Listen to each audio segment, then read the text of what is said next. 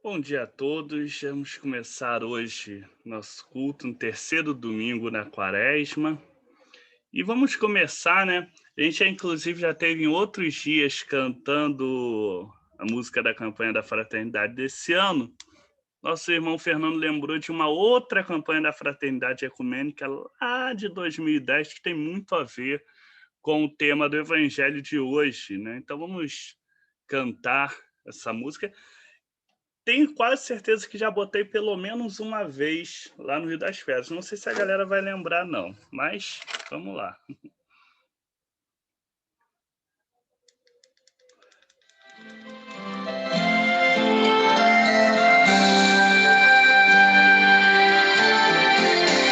Jesus Cristo anunciava por primeiro novo reino de justiça e seus valores. Vós não podeis servir a Deus e ao dinheiro, e muito menos agradar a dois senhores. Vós não podeis servir a Deus e ao dinheiro, e muito menos agradar a dois senhores. Poste um profeta contra o ídolo e a cobiça, endireitai hoje os caminhos do Senhor, produzem frutos de partilha e de justiça. Chegou o reino, convertei-vos ao amor. Jesus Cristo anunciava por primeiro novo reino de justiça e seus valores. Nós não podemos servir a Deus e ao dinheiro, e muito menos agradar a dois senhores. Nós não podemos servir a Deus e ao dinheiro, e muito menos agradar a dois senhores. Não é a riqueza nem o lucro sem medida que geram paz e laços de fraternidade, mas todo gesto de partilha em nossa vida que faz a fé se transformar em caridade. Jesus Cristo anunciava por primeiro novo reino de justiça e seus valores. Nós não podemos servir a Deus e ao dinheiro, e muito menos agradar a dois senhores. Nós não podemos servir a Deus e ao dinheiro, e muito menos agradar a dois senhores.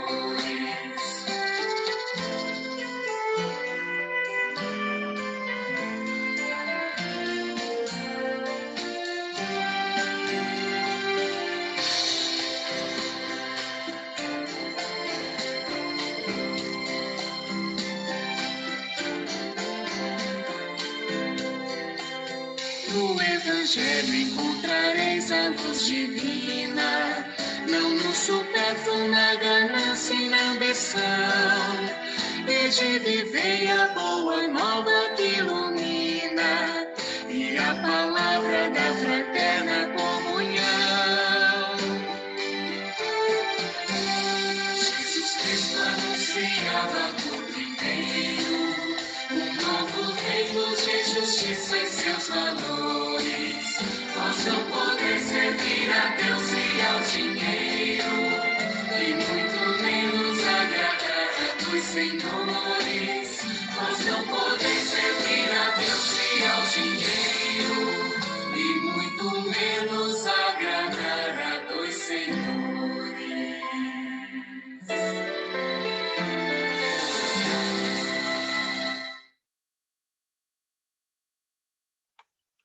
Rasguem o coração e não as roupas. Convertam-se ao Senhor seu Deus, porque Ele é piedoso e compassivo, tardio em irar-se e cheio de amor.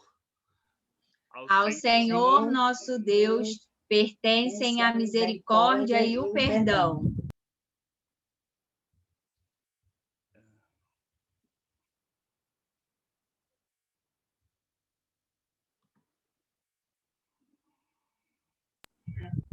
Misericordioso Deus, confessamos que temos pecado contra ti em pensamentos, palavras e ações. Não te amamos de todo o nosso coração, nem as nossas irmãs e irmãos como amamos a nós. Imploramos a tua compaixão. Esquece o que fomos, emenda o que somos, dirige o que seremos, de modo que nos alegremos em tua vontade e andemos em teus caminhos, por Jesus Cristo, nosso Senhor. Amém.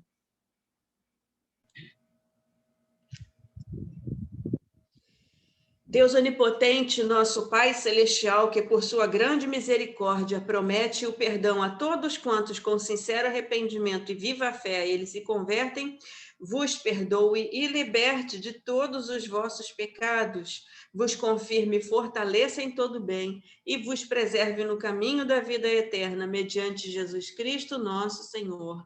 Amém.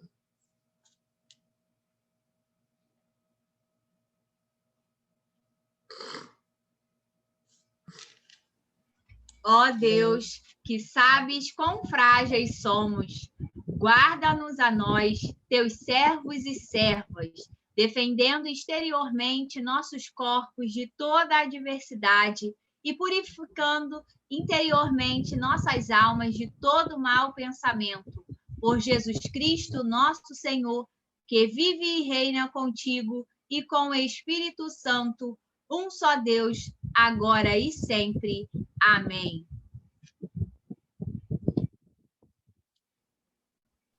Vamos cantar aqui. É uma versão do Kyrie, né? Nosso irmão nos trouxe. Que, aliás, o Kyrie cantado tem sido uma coisa que eu tenho esquecido nesse período da quaresma, né? Mas é bom que assim a gente já traz ele de uma forma um pouquinho diferente.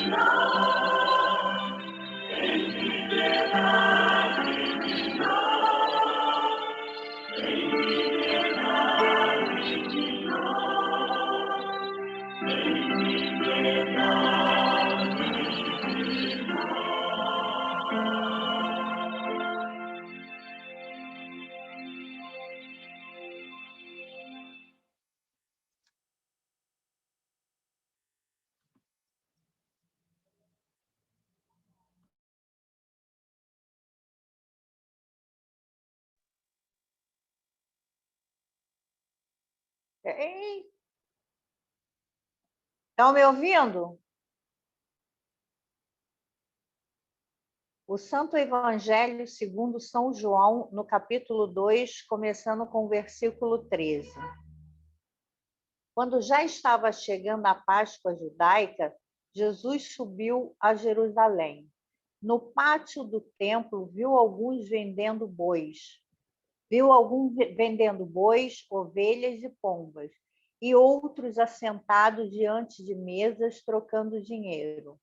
Então ele fez um chicote de cordas e expulsou todos do templo, bem como as ovelhas e os bois. Espalhou as moedas dos cambistas e virou as suas mesas. Aos que vendiam pombas disse: tirem estas coisas daqui. Parem de fazer da casa do meu pai um mercado.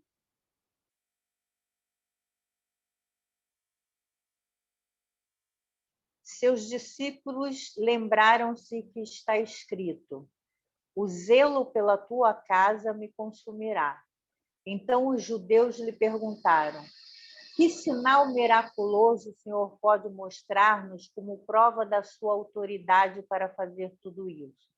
Jesus lhes respondeu: destruam este templo e eu o levantarei em 3 dias.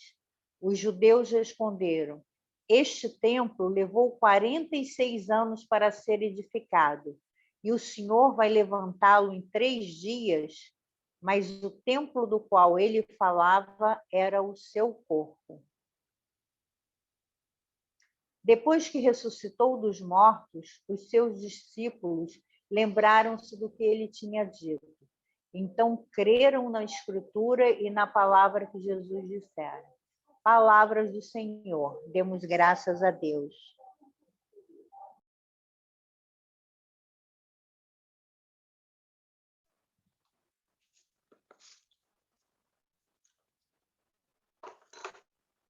Ó Jesus Cristo, fazei resplandecer a vossa face sobre nós e permaneça conosco hoje e sempre, Senhor nosso. Amém.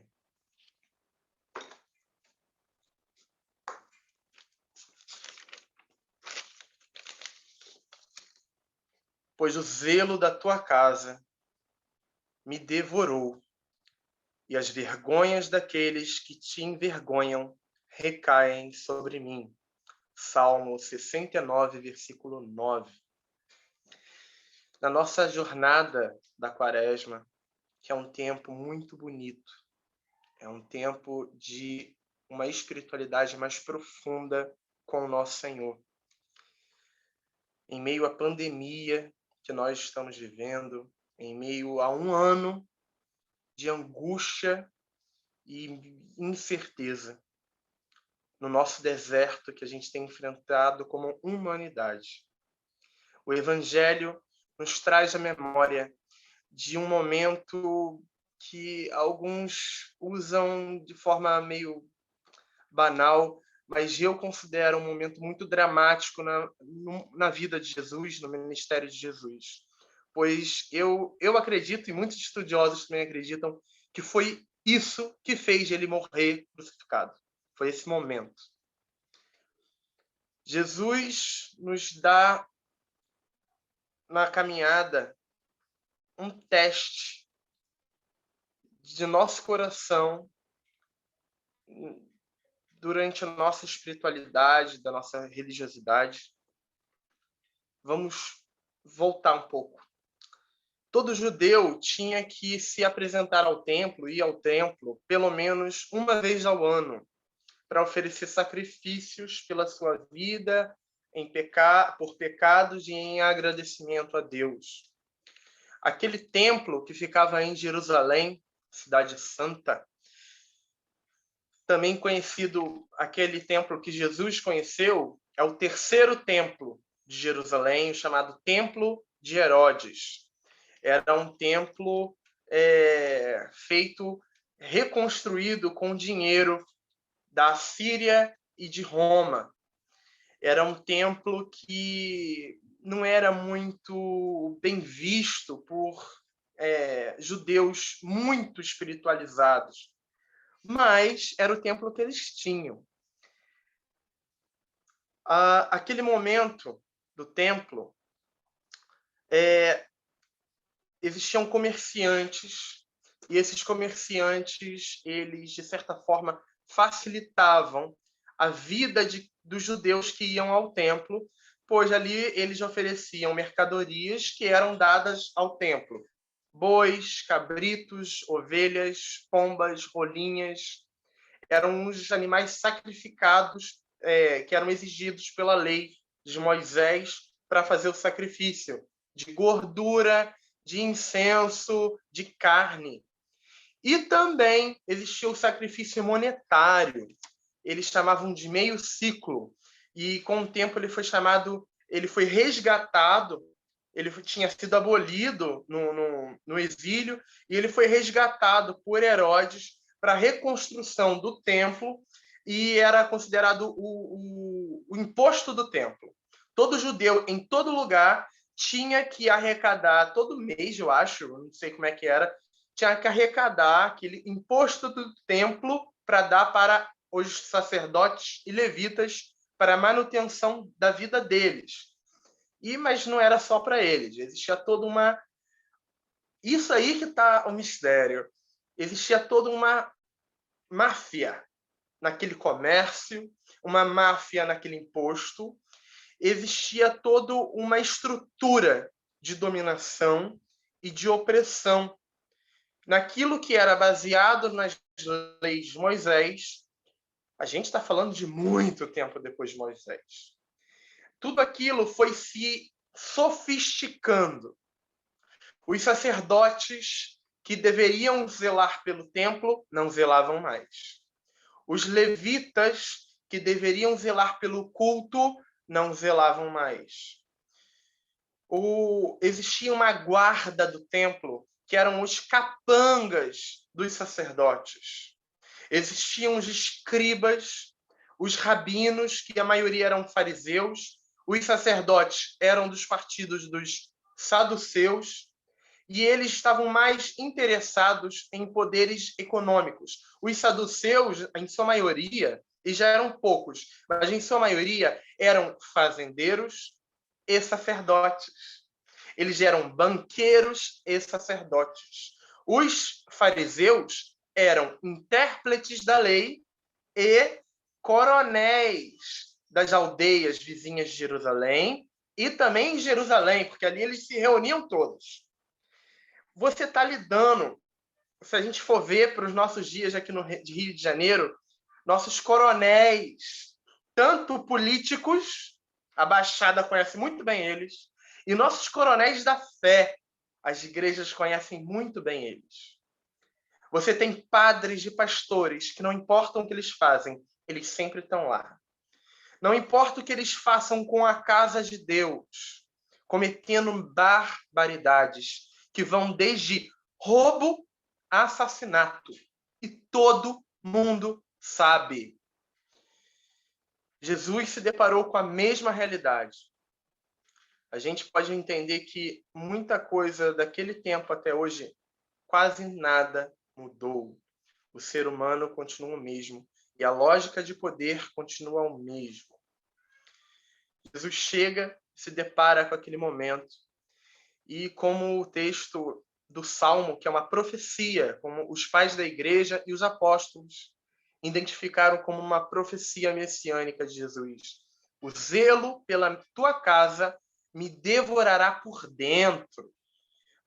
É uma angústia, é uma dor que Jesus sentiu ali. E ele se descontrolou. Foi um momento que, de fato, Jesus ele se deparou com uma experiência que ele não pôde se controlar fisicamente. Ele foi lá e derrubou. Liberou os animais. O texto fala que ele soltou os animais e falou, tirem isso daqui. Ele pegou o dinheiro e tacou no chão.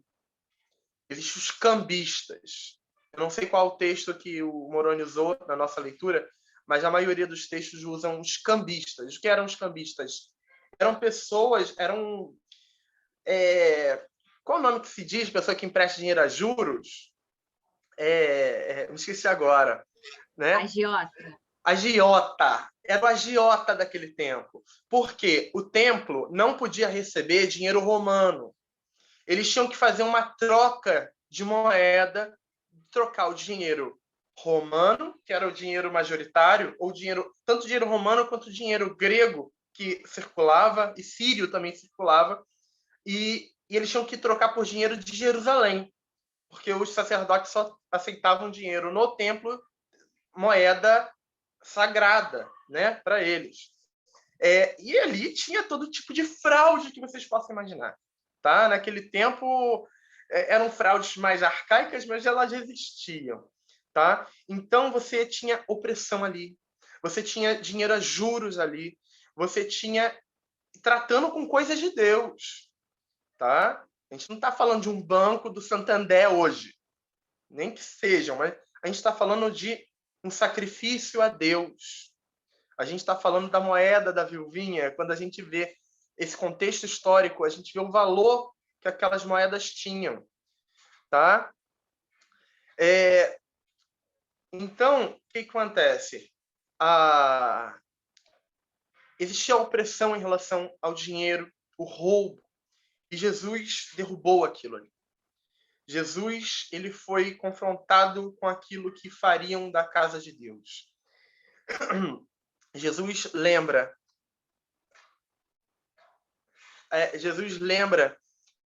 que aquele templo que era separado a Deus, ele foi transformado em casa de opressão, casa de assassinato, casa de dominadores. Os sacerdotes não estavam mais com o povo, seguindo o exemplo de seus líderes, também já não se importava com a casa de Deus. E aquilo não era mais uma casa de espiritualidade, mas era um local de dominação religiosa, aonde o templo fazia acordos com o Império Romano, que oprimia o pobre. Nós temos ali Jesus se revoltando. E Jesus fala: derrubem esse templo que eu construirei em 3 dias. Os apóstolos identificam que o templo era o próprio corpo de Jesus, que iria ficar sepultado na sua prisão, iria morrer, ia ser sepultado, ia ressurgir dos mortos. Não era mais o templo que se transformou em local de blasfêmia ao nome de Deus, pois ali se adorava a Deus com os lábios, mas não com o coração. Ali naquele local que realmente, pela profecia também de Jesus, mas em outro momento, iria ser derrubado pela própria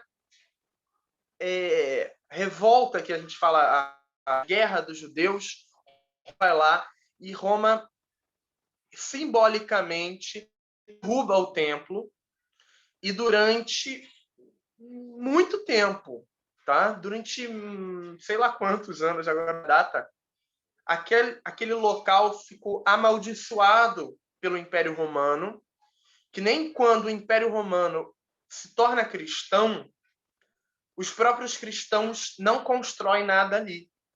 Quem vai construir algo ali naquele local são os islâmicos, que está lá até hoje. O Domo da Rocha, que é a mesquita. Aquele local ficou inabitado até os islâmicos chegarem e está lá até hoje, né? Se transformou numa outra casa de Deus, mas os judeus até hoje consideram aquilo lá um local de depressão para eles. Nós temos hoje a casa de Deus, que somos nós, e temos as nossas casas de Deus, que são nossos templos, onde nós nos reunimos, onde nós cuidamos e zelamos, onde nós depositamos a nossa oferta para a manutenção da nossa casa de oração. Ela é importante, ela tem que ser zelada e cuidada e preservada.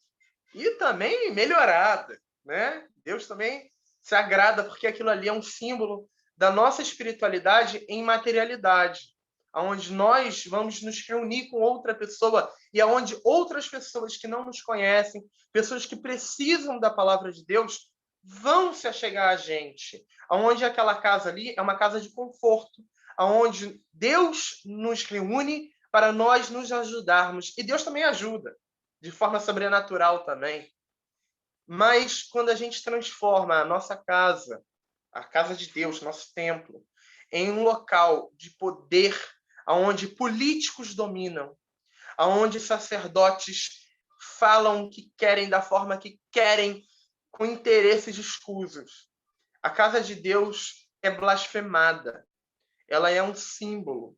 Aquele local, querendo ou não, pode ter o sacerdote mais podre que levantou aquela casa de oração. Ela continua sendo uma casa de oração. Quando a gente vê coisas absurdas que são feitas, mas Deus age ali. Deus trabalha ali.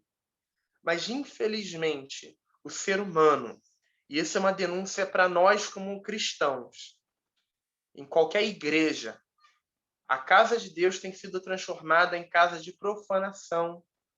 Demônios têm se assentado no trono de Deus e exigindo adoração a eles, aonde deveriam ser uma casa de adoração a Deus, uma casa de ajuda ao pobre, uma casa de ajuda à viúva, uma casa de ajuda ao ser humano, tem se transformado numa casa de desumanização, uma casa aonde se pregam blasfêmias a Deus e ao próximo, onde se exige dinheiro, sacrifício, envelope daquilo, fazem chantagens com Deus, chantagem de toda forma. É triste. É algo que, se você quer quebrar uma maldição, pague. Se você quer uma bênção na sua vida, pague. Tudo tem um preço. É a lógica do mundo que nós vivemos. O mundo, quando a gente entende mundo, não é beber, sair, se divertir, não, gente. Mundo é a lógica de opressão que entrou na igreja. Você pode beber 1 litro de álcool, um copozinho, um cálice. Mas quando o mundo da opressão entrou na igreja, é quando essa lógica do mais forte, do mais poderoso, do mais rico, quem tem arma, quem tem autoridade, quem tem diploma, quem pode, essa é a lógica do mundo, do poderoso que dominou a igreja, onde o pobre não tem uma fala, onde o pequeno da igreja não pode falar nada, só tem direito a dar sua oferta, ajudar no que puder, mas assim, não nos interessa o que acontece com o morador de rua, não nos interessa com o que acontece com dona fulana, que mora na favela tal, que sofre tal opressão, não nos interessa. Não nos interessa a mulher que sofre violência doméstica, não nos interessa. O que interessa é o lucro. E nesse momento de pandemia, a quaresma existencial que a gente tem vivido, igrejas de sacerdotes que se tornaram templos do diabo, sinagogas de Satanás, como diz o apóstolo João, elas exigem sangue humano. Elas exigem, precisa de dinheiro. A casa de Deus precisa de dinheiro. E vocês podem perceber, as mais poderosas igrejas, elas têm mais fome de dinheiro. As mais poderosas, mais ricas, querem mais e mais. Elas nunca vão satisfazer. Porque elas não é só dinheiro, é o símbolo da alma humana. Enquanto o ser humano estiver dando lucro para ela, mais ela vai querer esse lucro. Até essa pessoa morrer de descaso, morrer de exaustão, morrer de doença, de coronavírus, não importa. Ela fez aquilo, ela foi útil, enquanto ajudou, enquanto foi necessário o dinheiro dela. Nós, como igreja, devemos ficar atentos, eu estou falando disso de uma forma muito geral, devemos ficar atentos aonde a igreja ela se transforma em comércio e aonde ela é a casa de Deus, aonde é para sustento da casa e da obra de Deus e aonde é sustento de pessoas que mais têm e mais querem, pessoas que têm chavos políticos, pessoas que usam as melhores roupas. E eu falo, melhor terno, melhor batina, com um tecido mais caro. Eu já vi batina tecido a ouro, sabe? É coisas assim que Jesus não está ali. Jesus não se agrada da opressão. Jesus não se agrada quando a casa dele é transformada numa casa onde os incrédulos veem como se fosse uma coisa horrível. E os crentes, em boa parte de forma assim inocente, tá? Muita gente inocente não enxerga a maldade do seu líder, porque tem fé, tá? Mas quem não tem fé só consegue enxergar a opressão que existe ali. A opressão que é feita em nome do Pai, do Filho e do Espírito Santo, que é feita em nome da igreja, que é feita em nome da Bíblia, que é feita em nome da obra de Deus. Obra de quem? Uma obra que é onde eles cada vez botam o nome deles acima do nome de Deus. Uma obra que é feita de forma faraônica para preservar a memória deles. Uma idolatria a pessoas que estão vivíssimas e que têm cada vez mais poder. O anticristo já existe, já chegou. E o apóstolo João já denunciava o anticristo que chegou na igreja. Esse anticristo, ele morre, nasce, ele sempre está lá. O anticristo que em momentos foram mais explícito, em momentos menos explícito. Mas nós vivemos um momento onde os anticristos, infelizmente, dominaram a nossa igreja, a igreja cristã. E quando a gente fala anticristo, é na nossa igreja anglicana, tá? Se a gente for rodar a igreja anglicana por aí pelo mundo, vocês vão ver coisas horríveis, horríveis. No passado próximo e no presente. Hoje. Então, Deus nos dá, nesse momento de quaresma, de conversão, que a igreja se converta. Que o zelo da casa de Deus nos toque da mesma forma que tocou Jesus. Da mesma forma que ele foi consumido. Que nós também sejamos consumidos, para nós não cairmos no pecado ou na ignorância de sermos levados por esse espírito do anticristo, que ele é sorrateiro, ele é leve. E a lógica do mundo, cada vez mais opressor, vai entrando e a gente vai achando cada vez mais normal. Mas não é normal. Não é normal um momento de tanta miséria, de todos os níveis. Bancos, igrejas, empresários ficam mais ricos.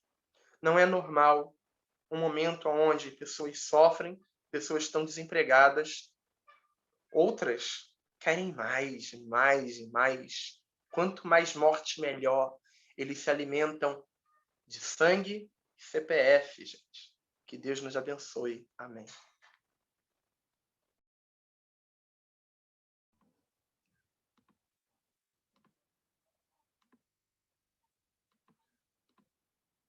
Vamos confessar nossa fé com as palavras do Credo Apostólico.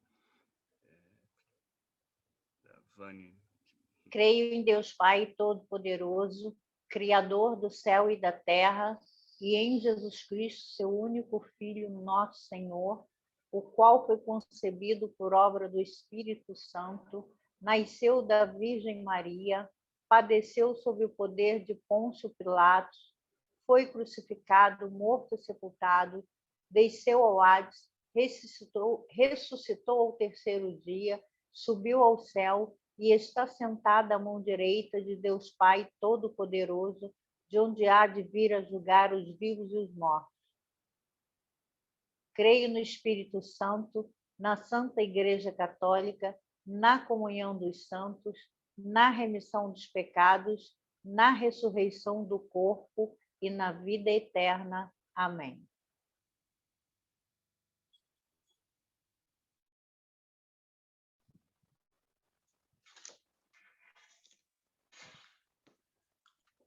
O Espírito do Senhor seja convosco. Seja também contigo. Neste momento, vamos falar os nomes de nossas intenções. Pedimos por Vera, Marcele e família. Vera em ação de graças por sua vida, pela sua casa, por ela ter sido protegida.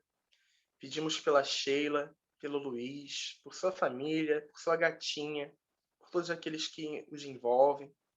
Pedimos pela Neuza, por toda a sua família, seus netos e filhos. Pela Anitta, pelo Duílio, pela Solange, toda a família. Por Marta e família. Letícia, Andresa, toda a sua família. Letícia especialmente, ela pede por saúde, ela pede por proteção e agradecimento por sua vida. Pedimos pela Angelita e sua família, pela Mariana e família, Hugo e família, por Max Cassim, um amigo meu que está entubado, pela família dele. Deus possa protegê-lo e curar ele. Pelo Antônia e Yuri, Heron, em ação de graças pela ordenação da nossa futura reverenda da IAB, Odete Liber, pela reverenda Josi, pelo Fábio e toda a sua família, pelo Moroni, pela Nathalie e sua família, pelo Bispo Eduardo, reverenda Inamar, seus filhos e sua família, pela libertação de Rubens, por sua família, Áquila e Gabriel, por Irece e sua família, especialmente pela Isadora, por Cândida Nadir, por Vânia e toda a sua família, por Sullivan, pelo seu aniversário e pelo aniversário do Josué, que Deus abençoe, por Vitório, Nina, Bento, Iborá, por todos os animais que sofrem, por todos os animais que estão abandonados, por todos os animais que estão enfermos. Pedimos por nossas casas de oração, nossas igrejas, Bom Jesus, pela Missão de São Pedro, por toda a DARGE, por toda a vacinação, especialmente aqui na cidade do Rio de Janeiro. Pedimos por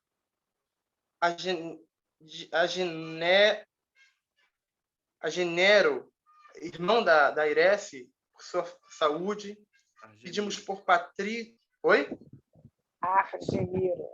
Argeniro. Desculpa, eu escrevi errado. Patrícia, por sua saúde. Pelo pastor Fernando e sua esposa Josi, sua família. Pedimos pelo aniversário de José, pelo aniversário de Antônio, Maria Cecília, Patrícia, pela Ana, e por toda a saúde de todas as idosas do Lar Matilde de Oliveira. Peço por Claudete, minha mãe e toda a minha família.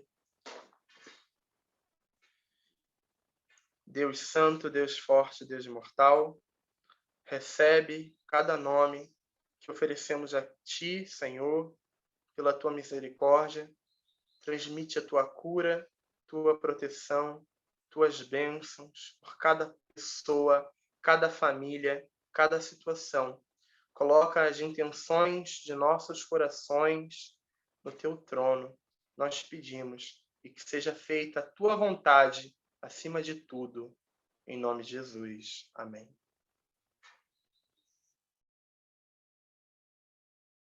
Andressa, pode fazer a oração de ação de graça? Onipotente e misericordioso Deus, nós te rendemos os mais humildes e sinceros agradecimentos por toda a tua ternura e bondade para conosco e para com todas as pessoas, especialmente essas que foram ditas agora em nossa lista. Nós te bendizemos por nossa criação, preservação e por todas as bênçãos desta vida, principalmente por teu inestimável amor na redenção do mundo, por nosso Senhor Jesus Cristo, pelos meios de graça e esperança da glória. A ti rogamos nos concedas tal apreciação de tuas misericórdias, que nossos corações exultem de sincera gratidão e que proclamemos teus louvores, não somente com os nossos lábios, mas com as nossas vidas, entregando-nos inteiramente a teu serviço e andando na tua presença em santidade e retidão todos os nossos dias. Por Jesus Cristo, nosso Senhor, a quem contigo e o Espírito Santo seja toda a honra e glória por séculos sem fim. Amém.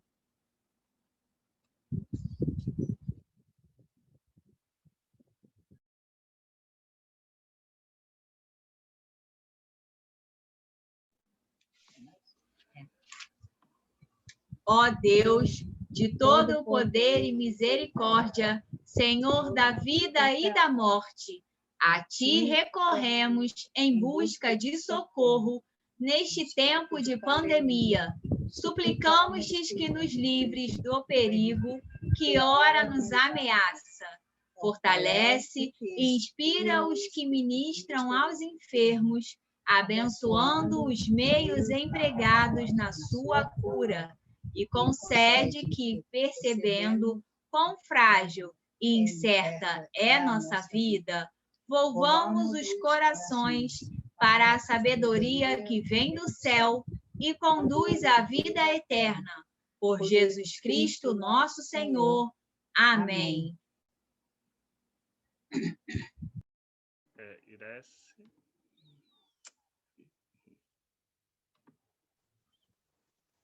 Pai nosso que estás no céu, santificado seja o teu nome, venha o teu reino, seja feita a tua vontade, assim na terra como no céu. O pão nosso de cada dia nos dai hoje, perdoa as nossas dívidas, assim como nós também perdoamos aos nossos devedores. E não nos deixes cair em tentação. Livra-nos do mal, pois o teu é o reino, poder e glória. Cadê? Sumiu. Ué, estranho. Mas já estava tentando, né? Poder e a glória para sempre. Amém. Teu poder e glória para sempre, amém. Só que não está aqui. Misericordioso Deus, agradecemos por Jesus, nosso Salvador, que alimenta seu povo e concede vida eterna. Embora não possamos consumir os dons do pão e vinho consagrados, temos gratidão pela presença salvífica de Cristo, pelo perdão dos pecados e por todos os outros benefícios de sua paixão. Permite que possamos continuar para sempre na vida ressurreta do Salvador, em cujo nome oramos. Amém. E vamos fechar, né, com um cânticozinho já bem conhecido nosso.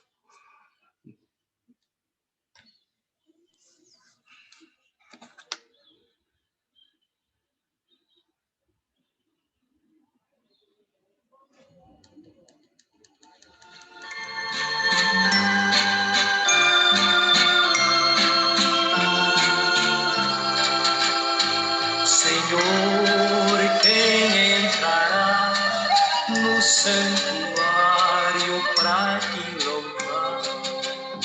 Senhor, quem entrará no santuário para te louvar?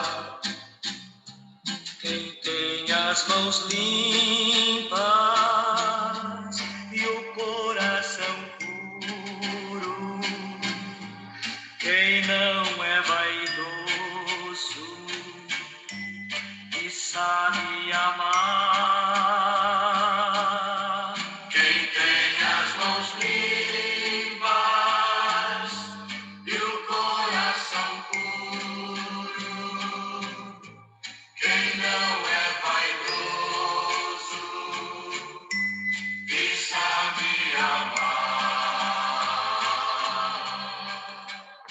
Senhor, eu quero entrar no santuário para te louvar.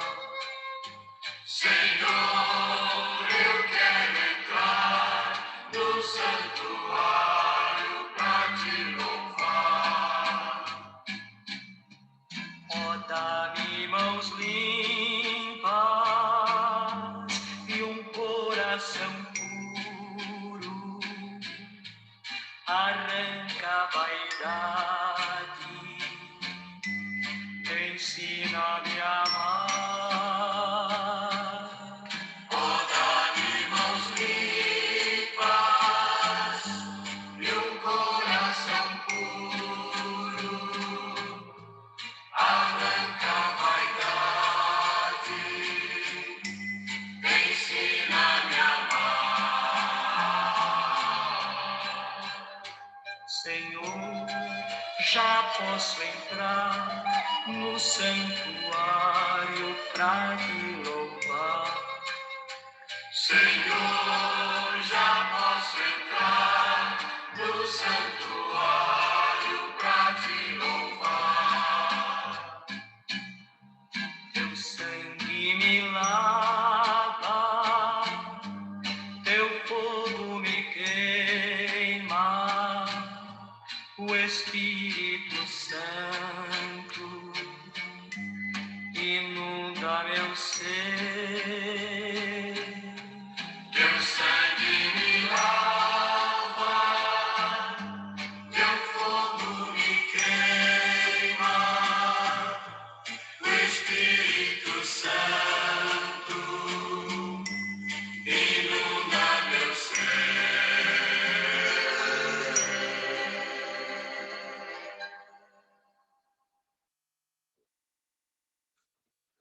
Bendigamos ao Senhor.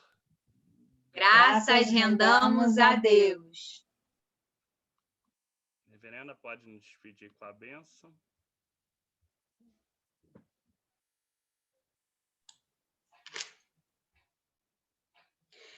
Que Cristo vos conceda a graça de crescer em santidade, de negar-vos a vós mesmos, de tomar a vossa cruz e de o seguir.